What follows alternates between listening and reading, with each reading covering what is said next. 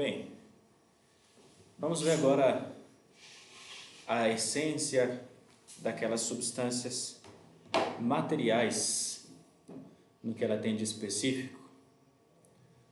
Nós dissemos que a essência é aquilo que recebe o ato de ser. Essa relação com o ato de ser é fundamental, a noção de essência. Agora é o momento de aprofundar essa verdade no que se refere às substâncias materiais. Como se dá essa relação com o ser, essa limitação, essa recepção do ser, no caso das substâncias materiais. Nelas, o que recebe o ato de ser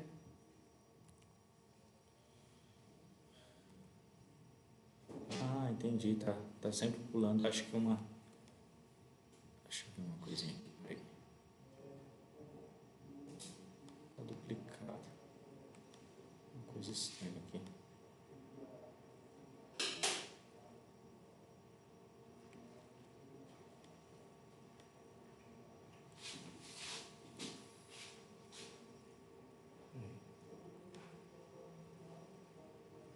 Que estranho, tá saindo com duas,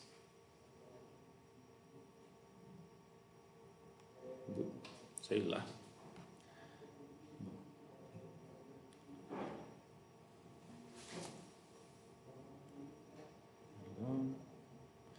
Tava para cima, era isso.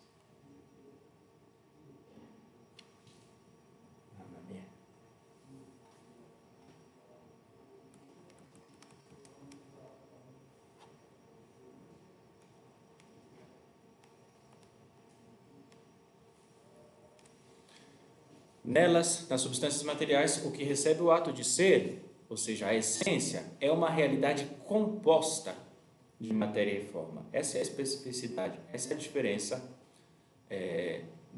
da essência das substâncias materiais. A essência das substâncias materiais não é uma coisa simples, homogênea. É uma coisa já em si mesma composta de matéria e de forma. Como estudamos em filosofia da natureza, vocês estudaram no passado, as mudanças substanciais e a multiplicidade de indivíduos revelam nos entes materiais a existência de uma distinção real entre o ato primeiro, que faz com que a coisa seja, e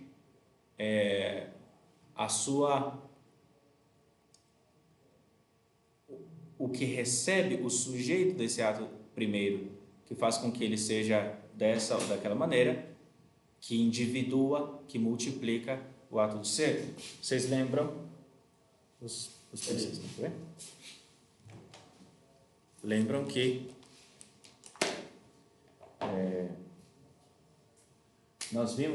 vocês viram na filosofia da natureza o modo estático e o modo dinâmico.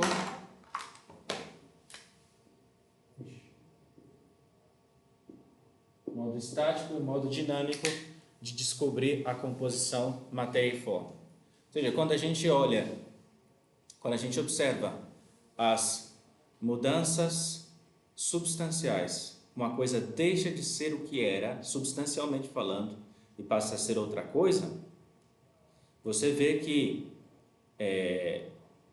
tal mudança só é possível porque existe uma distinção real entre aquele ato primeiro, que faz com que a coisa seja aquilo e depois ela vai ser outra coisa justamente por perder esse ato primeiro, a geração e a corrupção. Então existe uma distinção entre esse ato primeiro, que nós chamamos de forma, e o sujeito que recebe esse ato primeiro, que participa dele, que o limita, que nesse caso é o que nós chamamos de matéria.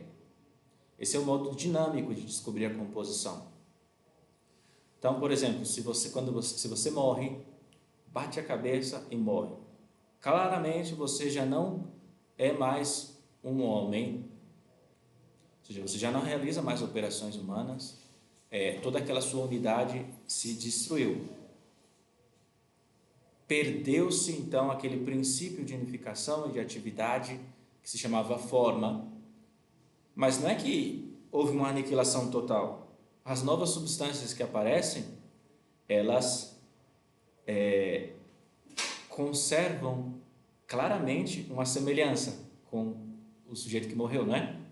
O cadáver aí está no mesmo lugar, tem a mesma estrutura, as mesmas propriedades químicas, ou seja, tem indícios que te fazem ver a continuidade entre a substância que estava antes e as novas substâncias que surgiram, certo?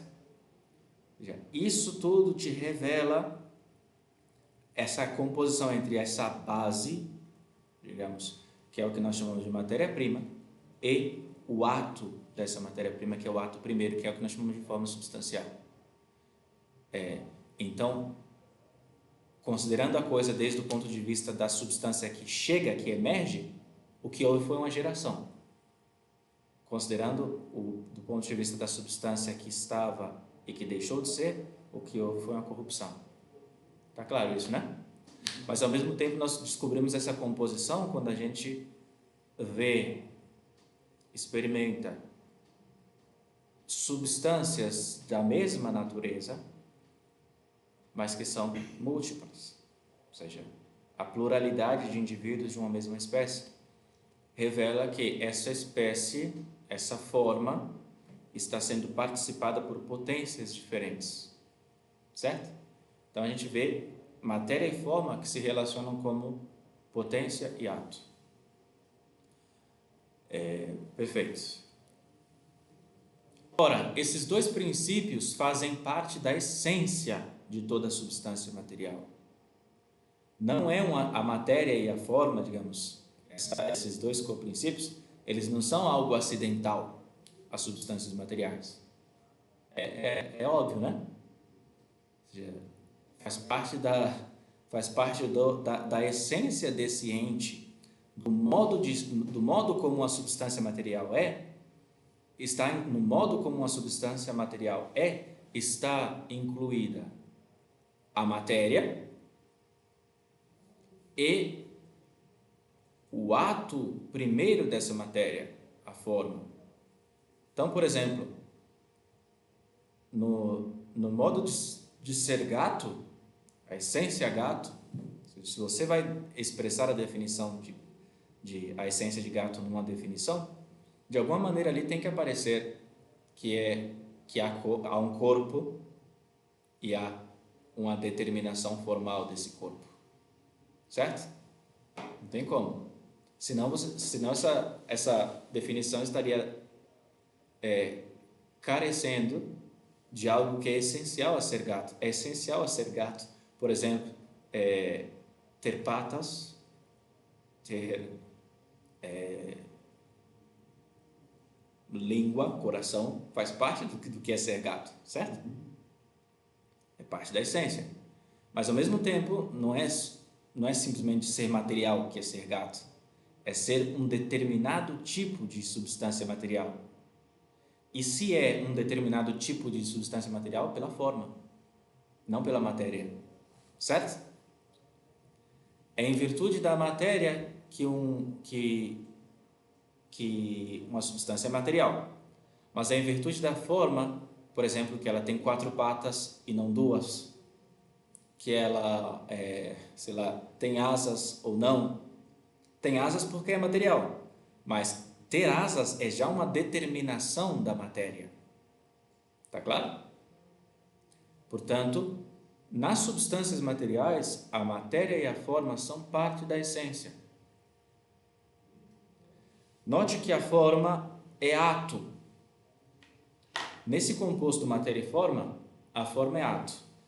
Como que a gente se dá conta ou pode demonstrar isso, que no composto matéria e forma, a forma é ato? Para que não fique só na base da fé, da crença em mim.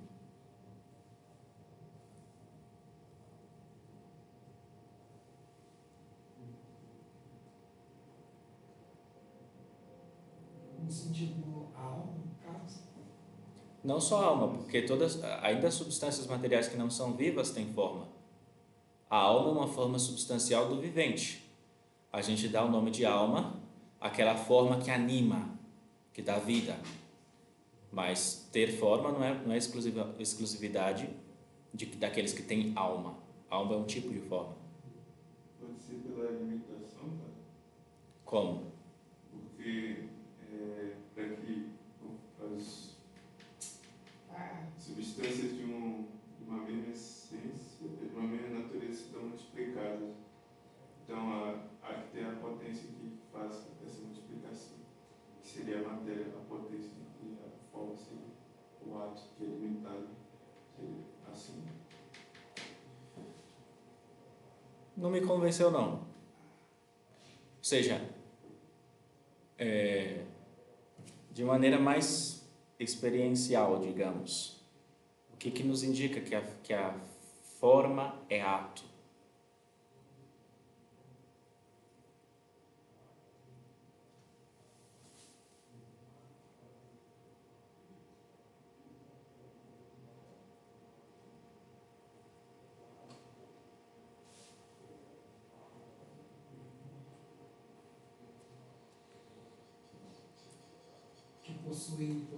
Possui uma perfeição. Aham, sim. E como eu vejo isso concretamente? Ou seja, me apontem alguma coisa na experiência real, uma experiência real. Não que nós estamos buscando, não é um raciocínio que demonstre que a forma, mas que vocês indiquem na realidade que a forma é ato. Como? Falou, tem tudo a ver com perfeição, porque ato é perfeição, mas como? Onde está isso?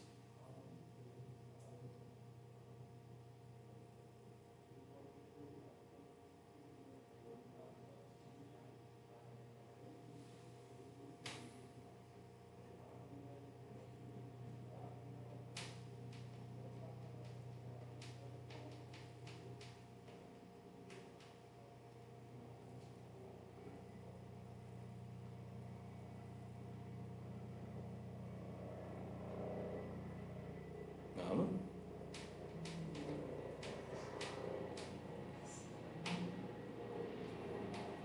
Isso vai ser diretamente intelectualmente da matéria.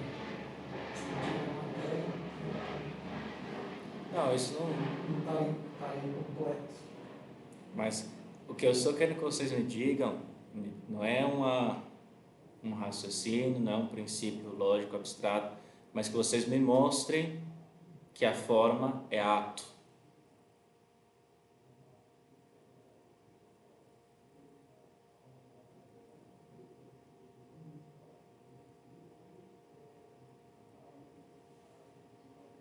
Muito simples.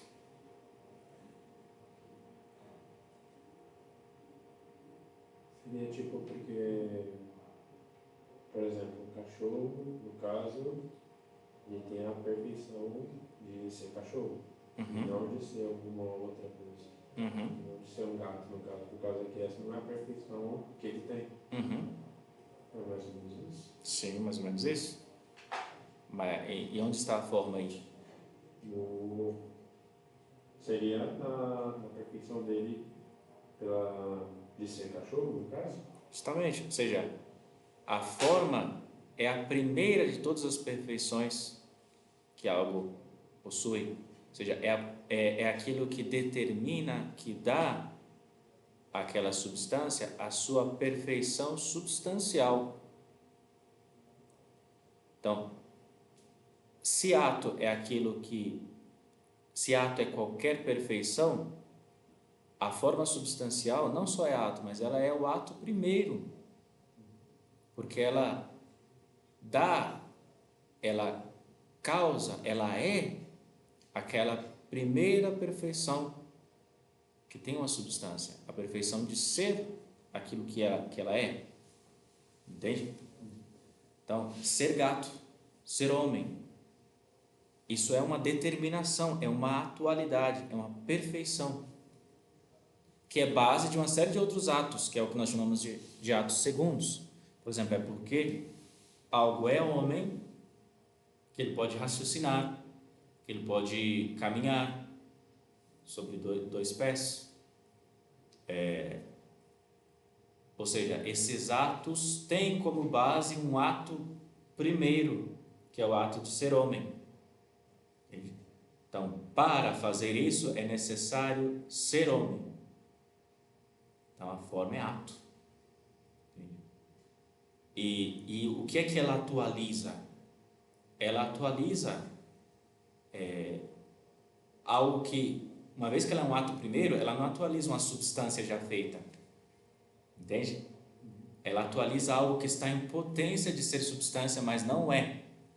Está em potência de ser, mas não é ainda. É simplesmente potencialmente. Isso é o que nós chamamos de matéria-prima. Tá? Carente de qualquer determinação. E a determinação primeira lhe é dada pela forma substancial. Claro? Note que a forma é ato, mas não ato pura e simplesmente. Por mais que, veja, isso aqui é importante, dar esse passo. Então a forma atualiza, ela é ato. Mas ela não é ato simplesmente. Ela faz ser de certo modo também. Por exemplo, a forma gato não faz ser simplesmente, ela não é ato puro. Ela faz ser gato. E ser gato já é uma coisa limitada, não é? Por exemplo, a forma gato pode dar todas as perfeições que tem um gato, beleza. Mas a forma gato nunca vai te dar a capacidade de voar. Por quê? Porque essa perfeição está fora da forma gato, ela transcende a forma gato. Mas ela transcende o ser? Não. Nada, o ser, nada transcende o ser. Ou seja, fora do ser, entre aspas, só existe o nada, que não existe. Né?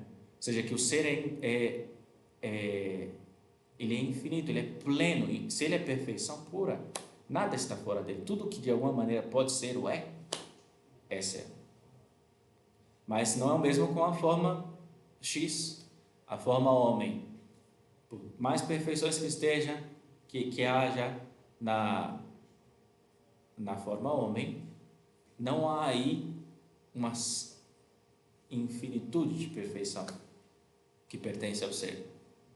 Tá certo? A forma gato possui a atualidade gato e não toda a atualidade do ser. Isso significa que, com relação ao ser, a forma é potência que limita. E isso vocês têm que entender, porque é fundamental. A forma, verdade, ela é ato, ela dá ser, mas ela dá ser limitado já. Ou seja, que com relação ao ser, a forma é potência. Está claro? A forma, ela faz ser, certo? Ela dá ser à substância. Por exemplo, o gato é em ato, por causa da forma substancial, que lhe dá ser, mas ele não lhe dá ser simplesmente com toda a plenitude do ser, lhe dá ser gato. Ou seja, já é uma limitação do ser a forma. Veja, se eu estou falando que a forma é uma limitação do ser, isso significa que, com relação ao ser, a forma é potência. Ainda que a forma seja ato da matéria, a forma é potência do ser. Entenderam? Ela é o ato da matéria, mas é impotente em relação ao ser. É impotência em relação ao ser. Ou seja, a forma, ela não possui toda a perfeição que há. Ela é uma limitação, ela é perfeição limitada já. E sendo perfeição limitada, ela é potência. Ou seja, ela recebe, ela contrai, digamos, a plenitude do ser. E é isso que ela comunica à matéria. E a matéria, por sua vez, contrai a perfeição da forma. Por isso que, por exemplo, você é homem, mas em você não existem todas as perfeições da natureza humana. Entende? Por quê? Porque a sua matéria concreta, digamos, a matéria determinada pela quantidade, limita a forma e, portanto, a sua forma é limitada. Não a sua alma, por exemplo, não possui todas as perfeições que pertencem à natureza humana. E a natureza humana não possui todas as perfeições que pertencem ao ser. Tá claro? Vem nisso a necessidade de que a forma seja com relação ao ser potência? Estão vendo isso? Que a forma com relação ao ser é potência por isso, porque ela contrai a perfeição do ser. Ela é ato, mas ela não é ato puro. Ela é ato limitado já. Ela participa da perfeição do ser. Ela não é a perfeição do ser. Tá claro? Da mesma maneira que você participa da natureza humana, participa da perfeição humana, mas não é a perfeição humana. Certo? No caso, se ela fosse ato em relação ao ser, aí toda a matéria que ela informasse estaria na plenitude do ser. O que é impossível, porque a plenitude do ser, se ela é limitada, já não é plenitude. Apesar de matéria e forma serem realmente distintas, como potência e ato, concluindo aqui, amarrando isso, apesar de que matéria e forma são dois princípios distintos, eles não são duas realidades. Matéria e forma não são duas coisas, são dois princípios das coisas, certo? Não existem separadamente, não são dois entes completos unidos, senão que a unidade deles é a unidade a modo de ato e potência, como a gente viu na outra aula. Ato e potência são co-princípios, tá? Claro? Então não é que o seu corpo é um vaso e sua alma é a água que está dentro do vaso. Não, isso é uma união de duas coisas já existentes. Seu corpo e alma não se unem assim como a água ao jarro, ou como um piloto ao navio. Essas são duas coisas já, senão que é uma unidade substancial. A modo como se une matéria e forma, a modo como se une ato e potência, se une matéria e forma. Tá claro? De fato, é um só e o mesmo o ente que é composto de matéria e forma. Ou seja, é um ente, é algo que é composto de matéria e forma. Ou seja, é um. Matéria e forma são dois co-princípios dessa realidade. Por isso que a unidade de essência, a unidade da essência não é destruída aqui. Não é que a essência humana é composta de duas coisas. A essência é uma realidade, ela tem esse aspecto material e formal, mas ela é uma. E propriamente nem a essência que é quem é o ente, que é de certo modo através da sua essência. A forma então é o princípio atual e a matéria é o princípio potencial. Em todas as substâncias materiais, com exceção do homem, como vocês viram já no ano passado, só o composto tem o ser, ou seja, em todas as substâncias, na galinha, não existe a alma da galinha separada, só existe o composto. Corrompido o composto, se corrompe tudo. Ok? Só no homem nós sabemos que a forma é capaz de subsistir incompleta. Por exemplo, a alma separada não vê, não escuta, porque ver e escutar são atos do composto. Você precisa de um ouvido para escutar, entende? Mas como o homem tem operações sem o corpo também, a operação do querer e do entender são sem o corpo. Então, por isso a gente sabe com certeza metafísica que a alma não se corrompe com a morte, porque o que opera por si subsiste por si, tá? Mas é a exceção. Todas as outras substâncias materiais só existem como composto.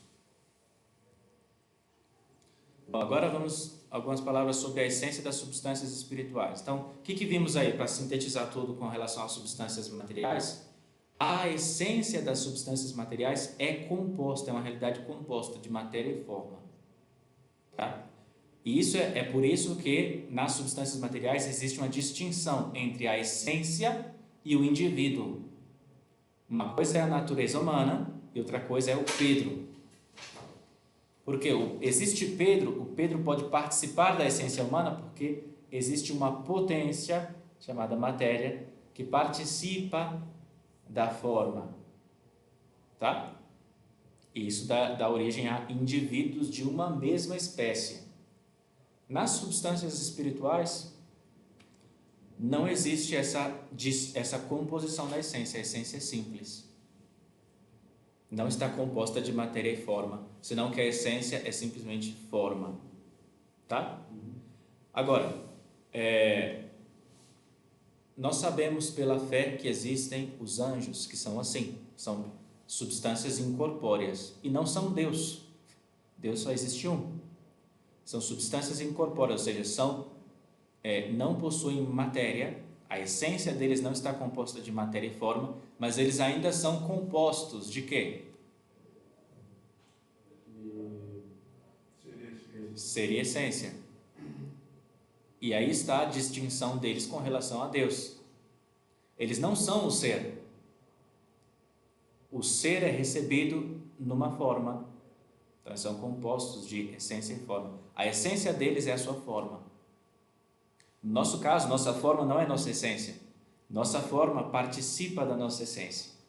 Nossa forma concreta, minha alma, não é a humanidade, né? Minha alma minha alma é um princípio limitado já pela minha matéria, tá certo? E que participa da perfeição da espécie.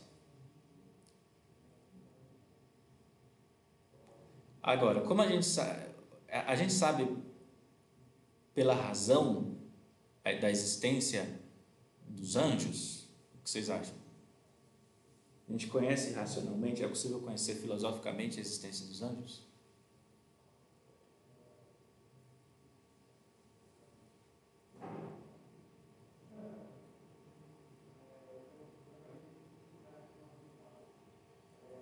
Pela fé a gente conhece, sem dúvida, mas pela razão, filosoficamente.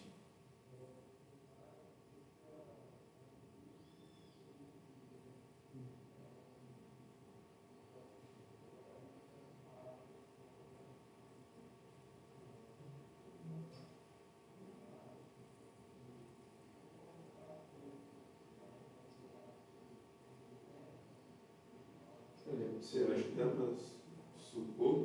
Eu acho que certeza também não, mas supor talvez sim.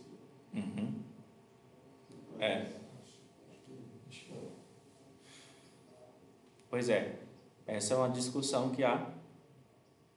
Aristóteles afirmou a existência das inteligências separadas, das formas separadas. E ele não tinha revelação, né? E acertou, que nós sabemos que existe. Se ele procedeu assim por uma necessidade ou só por uma conveniência, ao que eu entendo, a discussão que se dá entre os acadêmicos. Mas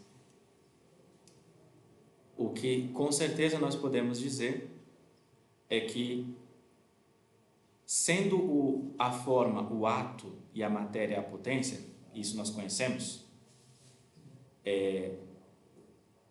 é possível a existência de uma forma sem a matéria. O que é impossível é a existência de matéria sem forma, né? Porque o ato, o ser, vem pela forma, né? Então, uma matéria sem forma é simplesmente um ente de razão, uma possibilidade. Mas a forma sem a matéria é possível. Basta que esse ser, assim como nós sabemos que existe o ser totalmente imaterial, separado, que é Deus, Deus poderia comunicar ser em tal intensidade que não necessite para nada da matéria. Nós necessitamos, em certo sentido, da matéria para ser tudo aquilo que nós somos. Para imaginar, eu preciso de um cérebro, por exemplo, né? Mas isso é uma limitação, não é uma perfeição, é uma limitação. Deus é pleno e não precisa de nada disso. Deus poderia também, obviamente, criar formas que não necessitem em nada da matéria para subsistir e operar. Nós sabemos que Ele de fato fez criando os anjos. Mas parece que filosoficamente, quando você tem uma contemplação profunda, metafísica do todo, você vê que existe como que uma hierarquia, uma ordem no cosmos, desde as substâncias mais materiais até Deus, que é plenamente. E na metade estamos nós, que participamos, digamos, dos dois mundos, né? Há substâncias não viventes, ou totalmente materiais. Não que todas as substâncias têm matéria e forma, né? Mas há substâncias que não existem, cujas formas só existem na matéria. Estamos nós, cuja forma não precisa da matéria, mas subsiste sem a matéria. E depois, se não houvessem as substâncias espirituais, já se saltaria para Deus. Isso, ao menos, é inconveniente dada a estrutura do cosmos. Parece que está faltando um degrau aí, que são as formas que não precisam de matéria. E me parece, eu não digo com certeza porque não sei, mas me parece que é nisso que Aristóteles se baseia para afirmar a existência de substâncias imateriais. Ele chegou no conhecimento da imortalidade da alma já, não? Sim. E talvez seja, não sei, né? Talvez seja daí o ponto de partida, por causa que ele já chegou que a forma subsiste, né? Não, por isso que eu falei. Ou seja, está claro que nós não somos substâncias materiais simplesmente. Nossa alma é imortal e subsistente. Então, e Deus, por outro lado, é plenamente subsistente, é o ser mesmo. Ainda que Aristóteles não tenha visto Deus assim, ao que parece. Bom, mas seja lá como for, o fato de que a forma é ato torna possível que a forma e que existam formas separadas, porque o ato pode existir, o de fato existe separado. O que é impossível é que exista matéria separada. Beleza. Isso nos ajuda a entender metafisicamente algo que nossa fé nos ensina, a existência e a natureza dos anjos. Eles são compostos de ser e essência, mas a essência dos anjos não é composta de matéria e forma. Veja então a diferença deles com relação a nós. Também eles são compostos de ser e essência, mas não existe composição na essência deles. Na nossa essência existe composição de matéria e forma, na deles não. Por isso que um anjo possui toda a plenitude do seu modo de ser. Você não é tudo o que é a natureza humana, né? Mas um anjo sim. Você não é porque você participa da natureza humana, porque você é composto de matéria e forma, tem um participante, um participado aí. No anjo não. Como a essência dele é simples, toda a perfeição da espécie é nele recebida e subsistente. Cada anjo teria uma natureza única? Cada anjo tem uma natureza única, uma essência única. Anjo é um nome que nós usamos e que designa um ofício mais do que uma natureza. Anjo significa mensageiro, ou seja, é mais ou menos o ofício deles com relação a nós, de Deus para nós, mas não é a determinação da natureza deles. É como se falar o carteiro, você não está falando de uma espécie, entende? Assim que os anjos não se distinguem entre si como indivíduos de uma mesma espécie, mas os anjos se distinguem entre si como espécies diferentes. Assim como você tem cachorro, gato, macaco, é uma distinção de espécies, né? É esse tipo de distinção que existe entre São Gabriel e São Rafael. Entende? Eles não são indivíduos de uma mesma espécie angélica. Eles são espécies diferentes. plenamente subsistentes, com toda a sua perfeição. Ok? Perfeito. E entre eles existe uma hierarquia de perfeição. Alguns anjos participam mais do ser do que outros. Então, existem anjos, não existem dois anjos iguais. Assim, até, por exemplo, você fala, nossos anjos da guarda, não é uma espécie de anjos. Querubim, serafim, não são espécies de anjos. É uma organização, digamos, de ofício, sabe? Mas eles são espécies subsistentes, totalmente distintas umas das outras. Então, uma coisa é meu anjo da guarda, uma coisa é o seu. Algum deles é mais perfeito. Na vida eterna vamos descobrir. Tem revelações privadas que falam que o anjo do sacerdote é mais Deus. Mas, por exemplo, aqui que está o ponto, que São Rafael, por exemplo, ele é uma coisa por natureza e outra por graça. Ou seja, Deus, e aqui está a causa da soberba e da revolta dos anjos maus, Deus não é que deu mais graça para quem era mais perfeito de natureza. Entende? De fato, Deus deu a plenitude da graça, a graça maior que pode haver, que é a graça da união hipostática, a uma natureza humana, que é a natureza de Cristo. E a segunda maior graça, Ele deu para uma pessoa humana, que é a pessoa de Maria. Mais do que Ele deu para o mais perfeito dos anjos. Ou seja, a graça não respeita a hierarquia de perfeição natural. Então, por exemplo, até entre nós homens.